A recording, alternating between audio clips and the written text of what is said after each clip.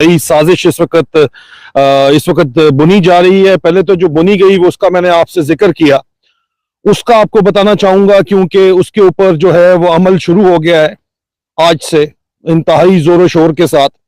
और उसके अलावा अजीजान मन, मैं आपको बताना चाहूंगा कि इमरान खान के पीछे जो मुझे पता चला है कि इंतहाई ताकतवर और मजबूत हाथ हैं जो उनको अब तक बचाते चले आ रहे हैं। ये हाथ किसके हैं इनके बारे में मैं आपको बताना चाहूंगा। सबसे पहले तो मैंने आपको जो है वो तकरीबन 2 दिन पहले ट्वीट करके बताया था, और मेरी वो ट्वीट जो है, और उसके बाद मैंने अपने वीलॉग में जिसमें मैंने जनरल फैसल नसीर का जिक्र किया, उस वीलॉग के अंदर भी मैंने जो है आपको बताया था और तफसीलात बताई थी। और जिस वीलॉग में मेजर खुरम का, अभी मैंने मेजर खुरम रोकड़ी का जो है वो कच्चा चट्टा खोला, वो वीलॉग आप देख लीजिएगा। मैंने अभी